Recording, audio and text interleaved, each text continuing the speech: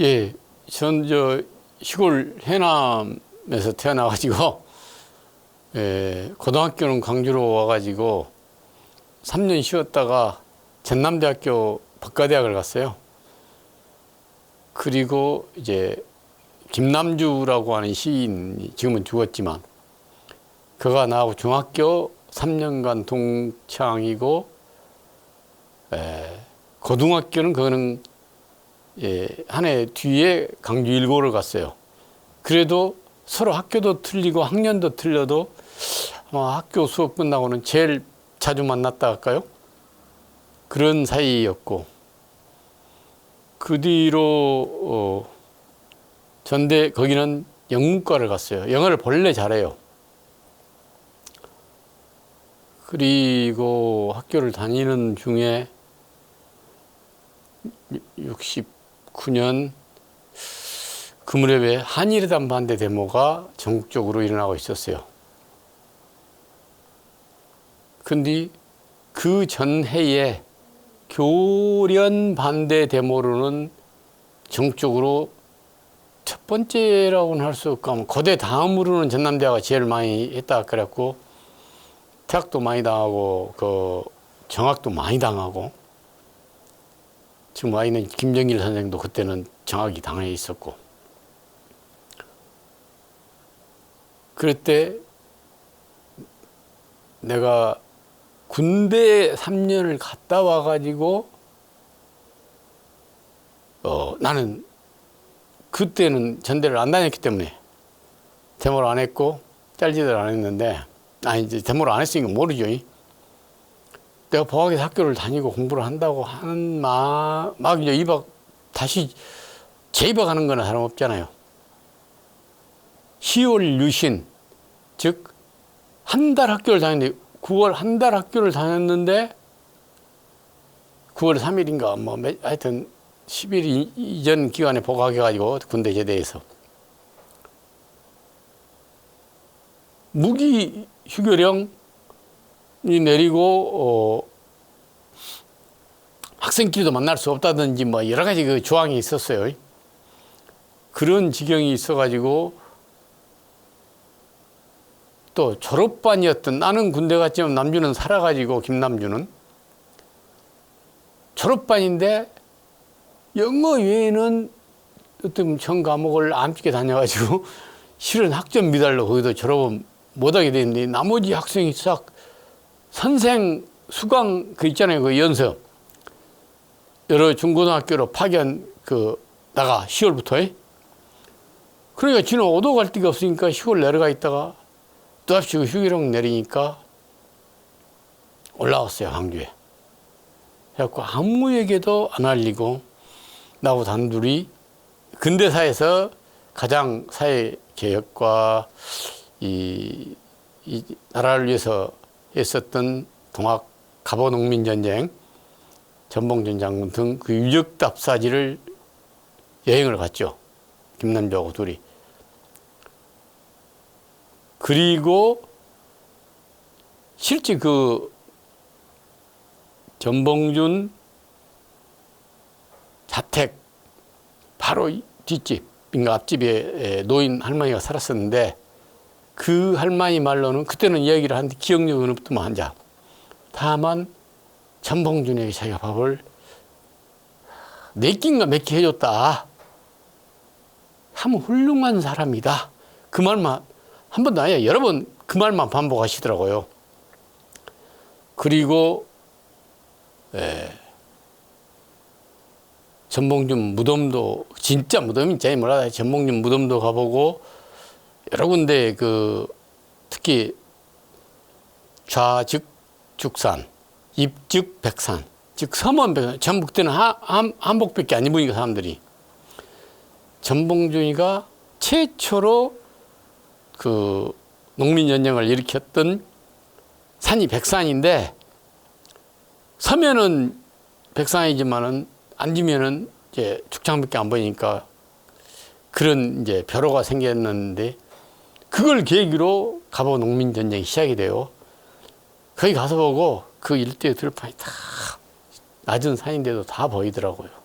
어떻게 보면 참 그 시절에도 그런 그 좋은 자리를 잘 잡아서 했다 이런 느낌이 들더만. 그리고 그 큰 바위산 이게 두 개 있는 데가 전라북도 어디 거기 들어가서 하룻밤을 자왔어요. 그래서 거기는 스님이 아닌데 그거를 지키고 탑을 엄청 여러 개의 탑을 쌓아놨어요. 돌탑을. 그 양반하고 같이 얘기를 해보니까 세상의 일이라는 게 한두 사람이 또 한두 차례의 뭘로 이렇게 쉽게 이루어지지 않는다. 자기는 평생을 여기다 바쳐서 저 돌 큰 바위 그 두 개인데 그 하나를 이루지도 못하고 있다 하는 이야기를 해줘서 우리가 많이 감동을 받고 그 다음날 강주로 올라가가지고 아무에게도 알리지 않은 채 김남주와 나하고 둘이 이제 원고를 썼다 할까요? 즉 함성지라고 하는 최초 이제 우리 유인물. 근데 자필로 그때는 그 원지에다 써가지고 그걸 이렇게 프린트를 할 때인데 등사판까지 다 사다가 그 사는 것도 한 군데 사면 걸릴 것 같아서 등사기는 어디서 샀고 줄판은 또 어디서 사고 뭐 있잖아요. 각자 한 네 군데 다섯 군데로 돌아다니면서 샀어요. 각 군 단위로. 그때 지금은 죽어버린 동생이 우리들은 자필로 쓰면 금방 걸려볼 거 아니에요. 그 필적으로 전대 내 이제 그 감시 정보부원이란 이런 데에 의해서 그래서 내 남동생 이황 이름이 그건 외자인데 이황이가 썼어요. 그러면 이제 대학을 아직 안 갔으니까 고등학교 3학년이었었는데 그때 그 필적이 걸릴 일이 없잖아요. 그리고 학교 개학을 안 하니까 이제 프린트를 해서 이불 속에다 싸서 벽장 안에다 넣어놓고 등사기까지 싹 하여튼 한목에 넣어놓고 있다가 12월 10일 날 개교를 해서 시험을 본다. 이거 이제 텔레비 뉴스에 나와가지고 10일 날 아침에 학교를 갔는데 이제 그 전에 우리 지금 와 있는 김정길 선생을 한 번 정도나 두 번 정도 만났을 거예요. 아무 얘기도 안 하고 그때만 해도 시국이라는 걸 우리가 알 수가 없으니까 김정길은 그때 교련반대 데모 때 하는 걸로 해서 상대 거기서 정학을 당해 있었던가 그랬을 거예요. 전대 내에 태학을 맞아본 사람 누구 이렇게 딱 현재 학교 지금 태학 안 맞은 사람 중에서 누구 이렇게 괜찮다 이런 얘기를 정길 선생이 싹 얘기해 주더라고요. 그리고 또 나도 떠봐. 이거 군대 갔다 온 놈이라 믿을 수가 없잖아요. 어떤 의미에서 보면 정길이가 생각할 때는. 근데 그날 아침에 유인물을 뿌리자고 이렇게 했다고 이제 난리가 났다고. 이제 그때 유인물은 12월 9일 날 저녁에 남주하고 나하고 둘이 가서 뿌렸는데 제 일본으로 전남대학교에다는 농대, 법대, 상대, 물리대,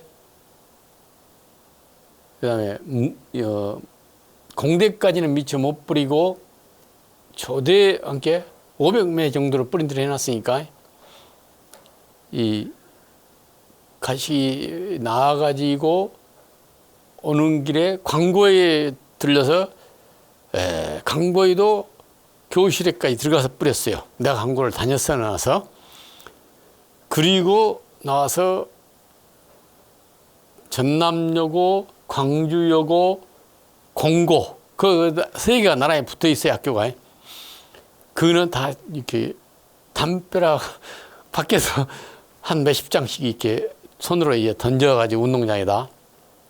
그러고 광주 1고로 가서 그가 이제 유일한 이렇게 강주 학생 독립운동 이 기지이고 이렇게 어떻게 보면 한국 현대사에서는 이 대단한 이제 곳 아니에요.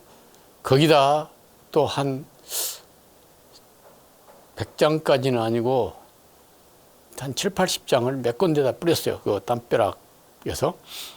그러고는 12시가 다 돼가면 돼. 조대에 뿌릴 것은 통행금지 걸려오면 안 되니까 못 뿌리고 집으로 왔어요. 한 100장을 남겨가지고. 그걸 또다시 숨겨놔서 조대는 하나도 못 뿌린 기억이죠. 이게 하루 종일 거의 다 그렇게 많은 데를 안 돌아다녔으면 조대를 뿌렸을 거인데, 그러고 나서 조사를 하고 난리가 났는데, 잘 들어보세요. 박성무라고 들어보셨죠? 그가 이제 옛날에 데모를 많이 했고 해갖고 전대 법대 교수로 지금 들어올 예정으로 있었어. 이제 교수가 아니고 강사제. 근데 바로 이제 요즘 말이 만기부 옛날에 정보부 전대 담당 이런 거 있잖아요. 거기서 학생 처장실로 박성무를 불러다가 너 네가 했지 이제 처음부터 이렇게 해갖고 안 한 건 사실이고 모른다고. 너는 이제 이거 할 만한 저기 이만한 글을 쓸 만한 사람을 글 실력이 있는 놈을 네가 다 알지 않냐 학생 후배들. 그렇게 얘기해갖고 교련 반대 데모로 퇴학을 맞은 법대 후배. 예, 나하고는 같이 입학했지만 나는 군대 가버려서 이제 안 댕겨놔서 결과론적으로 내 선배격이 됐다고 볼 수 있지만 고재득이, 그 다음에 송정민이, 전대 이제 교수하다가 그도 정년퇴직했지만은 그가 남주 광주 일고 동기 동창이에요. 거기도 글을 잘 써. 그건 나도 잘 알아. 둘이 다 내가 잘 아는데. 그 둘이 정도 실력이면 가능하다. 제가 볼 때는. 그러고는 내 이름하고 김남주 이름 말 안 한 거예요. 박성무가. 이게 둘이 정도를 알려줘 버리니까 이제 반은 믿고 반은 안 믿는 거예요. 이제 이거 학생도 아니고 지금 잘려갖고 있는데 얘 이름. 근데 내가 어찌 제 학생을 다 아냐. 성무도 오직 고집 세고 소리 큰 사람인데, 그러니까 한 2시간, 3시간 하여튼 했다는데 성무 형을 풀어줬고 그 사람들을 잡아다 조사를 하고 있는데 나는 조사를 안 했어요. 이제 뭐 박성무가 법대 내가 후배이기도 한데도 내 이름은 얘기를 안 했기 때문에. 그래갖고 넘어갔는데 신학기가 다시 되었어요. 그래서 내가 4월인가 다시 고발이라는 제목으로 새로운 또 이제 유인물을 작성해서 서울에서 이제 전국으로 배포하는 것처럼 이제 내용은 새로운 이제 뭐 내용이 들어있지만 똑같은 걸 쓰면 금방 알아버리니까 그것도 그 이황희가 필사는 했고, 그걸 김남주가 마치 춥다고 이불을 하나 붙이라고 그 연락이 와서 아까 그 프린트 해놓은 거 조대 못 뿌렸갖고 한 100장 남아있다는 거 있잖아요. 그것까지 넣어진 그대로 그 이불 보따리를 이제 이렇게 포장을 그냥 야무지게 2벌, 3벌 막 해가지고 하물쇠에 가서 붙였어요. 남주에게, 서울에. 근데 그때 김남주가 서울에 가서 살고 있는 집이 누구였냐면 강주 1고 동기이고 내 집안에 한 살 아래인, 나보다 한 살 아래인 동생인데 이름이 이계석인데, 그놈이 서울대 사학과를 다니고 있었는데, 그럼 이제 자취한 집에 가가지고 남주가 있다가 바로 재패 아픈 거예요. 이제. 그래갖고 나를 이제 학교를 가려고 하는데 아침에 그 집안이 참 이상하게 됐는데, 여동생이 서울에 누나가 사는 내 위에는 누나 한 분인데 어린애를 난다겠던가 그래가지고 밥해주러 간다고 이제 여동생이 서울로 올라간다고 시골에서 그 농사 짓다가 와가지고 하룻밤 우리를 이제 밥을 해주고 그 다음날 갈라가는 판이었는데 아침에 누가 와서 동사무소에 나왔다 가면서 뭘 여러 가지 몇 명이 살고 있냐는 동, 누구냐는 동, 뭐 이제 여동생이 자꾸 대답을 하는데, 그래서 내가 느낌이 이상해. 그동안 그런 적이 없었는데. 그래서 송정에서 그 다니는 6번 버스가 그때 있었어요. 그 하나가. 그걸 건너가서 탔는데, 그날은 거리 가면 안 되겠다 느낌이 그래서 그 반대 방향으로 일단 걸어 내려가는데, 누가, 그때 내가 항시 그때는 지금은 담배 안 피워. 그때는 담배를 입에 물고 살댔기 했는데, 담배를 딱 피워 물고 가는데, 어떤 담배 한 대 핍시다, 담배 불면 비칩시다. 딱 그러더라고. 그래서 보니까 사람이 서 있더라고. 이게 한 놈은 이제 그 차 운전하고 있었는데 갑자기, 왜? 그럽시다 하고 하면서 튀려고 하는데 바로 그 순간에 여닥 잡았고 차 안에다 나를 넣고 바로 그 눈 가리게 이걸 이제 씌우더만. 하여튼 차를 몰고 얼마를 시내를 돌아다녔는지 난 기억이 안 나는데 바로 그 화물차로 안 데리고 가고 그 한참을 하여튼 돌아다니다가 나 화물차로 데리고 간 거예요. 화물차가 출발도 안 하고 가고 그대로 있더라고요. 그 뜯어보라는 거예요. 할 수 없이 그걸 뜯어봐보면 거기서 등사기하고 그동안 뿌렸던 유인물 있잖아요. 새시로 만든 고발이라는 유인물 또 500장이 싹 다 나와본 거예요. 그 길로 잡혀갖고 드디어 이제 함성리 사건이 된 겁니다. 이제 수사기관에 들어갔는데 수사를 어디서 받았냐면요. 내중에 이제 나중에 나와서 하는데 지금 구도청 앞에 거기 지하실이 있었더만.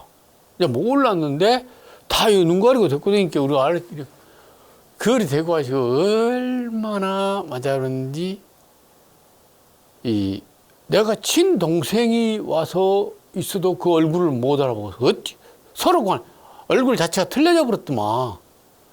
똑같이 지금 와 있는 김정일 선생도 와서 들어마자 자기가 나를 봐도 내가 이강인지 아닌지를 모르겠다는 거예요. 박성우도 이제 그 배우로 몰려가지고 재패하던데 박성우 소리가 크니까 소리는 들렸어요. 하여튼 거기서 엄청나게 하여튼 맞아갖고 20일? 30일인가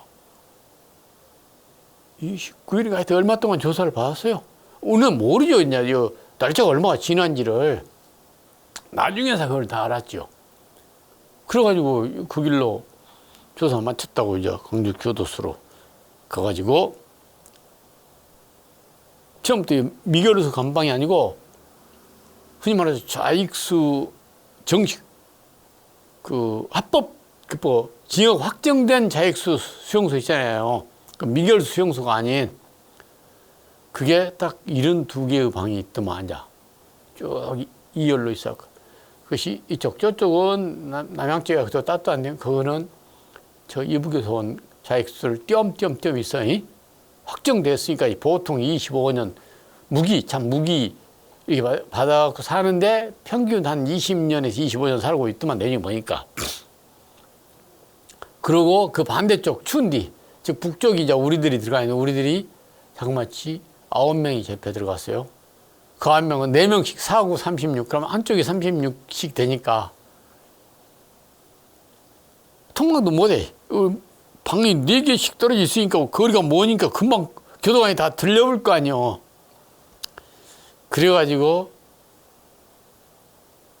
아무것도 그때 이런 국물에다 타먹는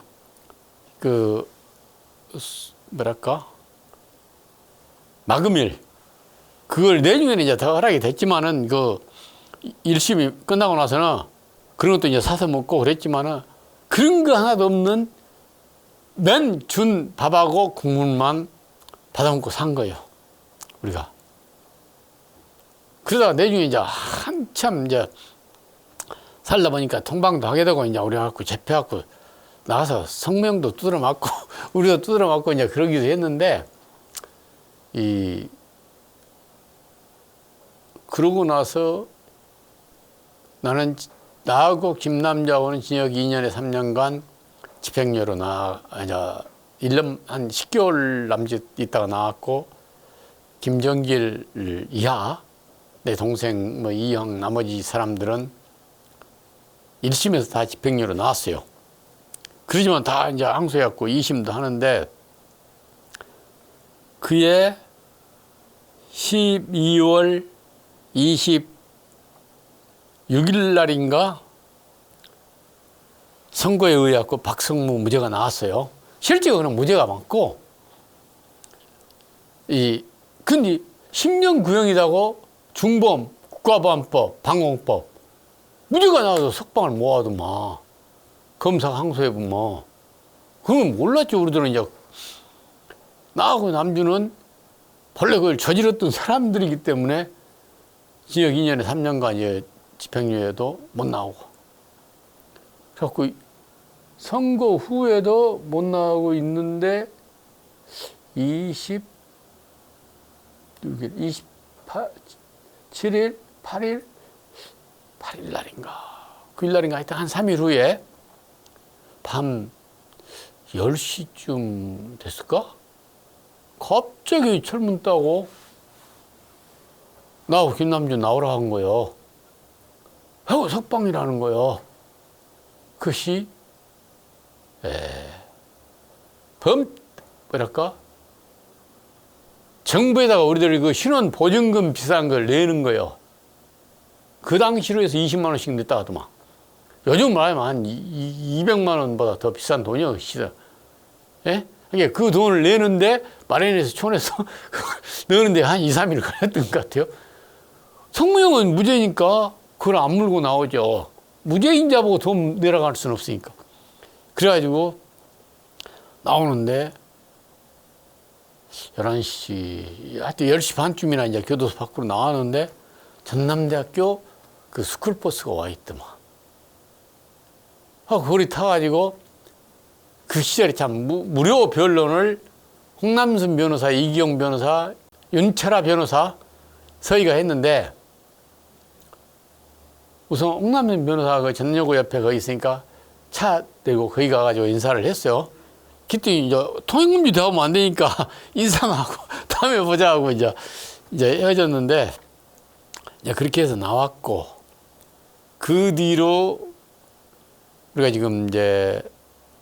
지금은 민주화 운동이 흔히 말해서 6월 항쟁, 87년 6월 항쟁 그 이전에는 합법 시대가 아니기 때문에, 운동이 합법화가 안 되던 시대였기 때문에, 몰래 숨어서 해야 되는 시대이기 때문에, 지금 얘기하는 이제 봉심정이라고 하는 이제 봉황의 마음이라 할까?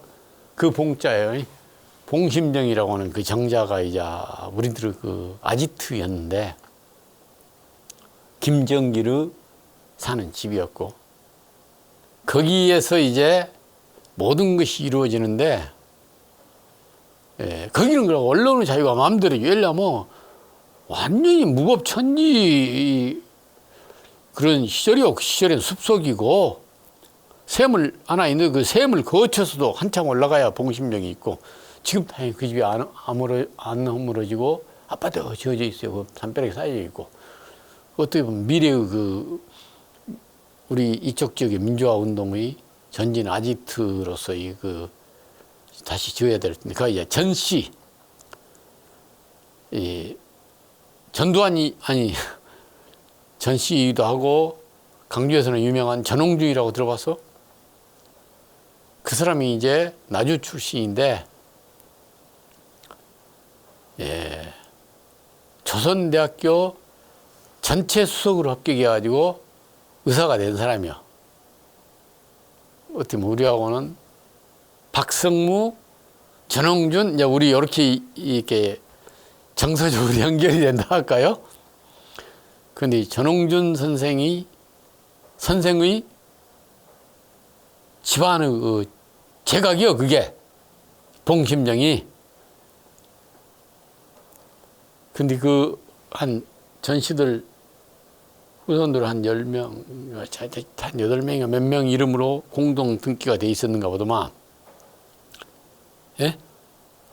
근데 등기 이전을 이렇게 자식들한테 안 한 상태에서 전원이 돌아가셔버렸어. 현이는 무등기물이 되어 있는 거예요. 다행히 안 허물어졌고 이제 허술해져 버렸는데 집은. 그래서 그 자리가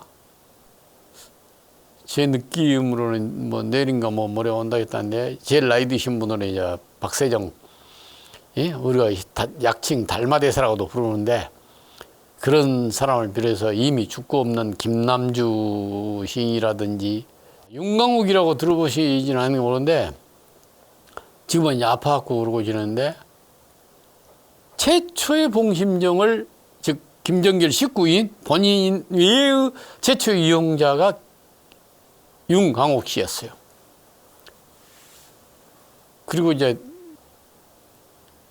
나하고 김정길하고 윤강욱과 이하경 이제 나이 순으로 말하면 그렇게 되는데 너희가 이 4.13가 뭐이라고 너희가 한 몸에 죽고 한 몸에 살자 해갖고 사진은 그때는 사진을 안 찍거든. 기록도 안 남기고 전부 이렇게 비밀리 한답시고 그 사진이 하나 있는데 그걸 나중에 이렇게 크게 키우겠다고 아까 이 다방에서 얘기했는데 지금 어디로 가버렸는가 지금 못 찾고 있어요. 그 뒤로 특히 이제 윤강욱은 그 김대중 선생 그 있잖아요. 대통령 한번 하셨던 여러 번 꼴등하다가 이제 꼴등하는데도 머리가 좋아서 학교는 1등 했다 하더라도 그 선거 이런 선 꼴등을 자주 한 사람 아니요. 대통령도 여러 번 떨어졌고 김대중을 하늘같이 존경했다 할까? 윤강욱이 유달리 우리 운동권 치고는 그랬던 친구인데 후배인데 그 시의원도 한번 했어요. 그런데 윤강욱이가 87년 5.18 진상규명위원회 위원장을 홍남순 변호사가 하고 그 사무총장을 윤강욱이가 맡았고 또 5.18 그때는 5.18이 합법화가 안 돼 있을 때 행사도 마음대로 못 해요. 저 망골동에서도 그 정시 요새 버스 다니는 그 길로도 못 가고 나도 저기 그 담양 가는 다른 쪽 길 있잖아요. 그걸로 해서 걸어서 가갖고 이제 참가하고 그랬었는데 윤강욱이가 거기 행사장에서 이제 뭐 이렇게 성명서를 아까 하여튼 뭐 낭독을 하고 그 자리에서 그 길로 숲에 걸려본 거예요. 이제 불법한 짓거리를 했다 이거예요. 이거 불법단체 행사에. 그래서 그 길로 이제 피신을 서울로 가가지고 이제 숨어 지내고 이제 그랬었는데 그 이전 87년 6월 항쟁이 시작될 때까지는 강주에서는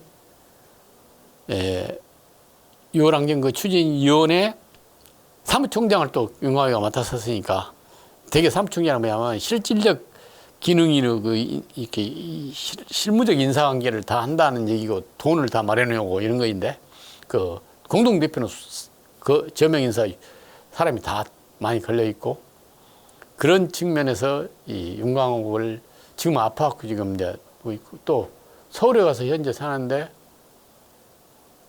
우리 여기 강주에 있는 한 절반이 강주에 살고 절반이 서울에 사는데 그 민청학년 지역 갔다 온 사람들이 한 정확하게 말하면 한 20명 가까운 수가 서울 강욱이 서울은 아니고 그 수원 정도나 생각. 하여튼 어디 그 강욱이 사는데 내가 지금은 이제 그 지명이 거기 집에 가서 집에 좁다고 사람이 못 들어가니까 그 집 앞에 어디 이제 식당 하나 빌려 거기서도 우리 행사를 하고 그랬어요. 그 연말에 이제 뭐 이런 좌담회도 하고 윤강욱을 염두에 둬가지고 즉 합법화 운동이 합법화되기 시절 되기 전 단계 그 시절에는 우리들 즉 흔히 말해 나나 김남주나 아까 박세정이나 그 외에도 수많은 사람들을 만날 예정일 거예요. 만났거나 봉심정을 이용했던 그 많은 사람들 그 사람들의 아지트 역할을 봉심령이 했을 뿐만 아니라 거기서 실질적인 우리들 심정은 준합법이지만 법적으로는 비합법인 민주화운동의 생산기지 역할을 봉심령이 해줬고, 오늘날 지금 여기가 이 부근이 남구청이 있잖아요. 그 병동구타리가 그 일대가 과거에는 민주화운동의 제1차 전진기지였다. 그걸 꼭 살려내야 한다고 봐요. 그냥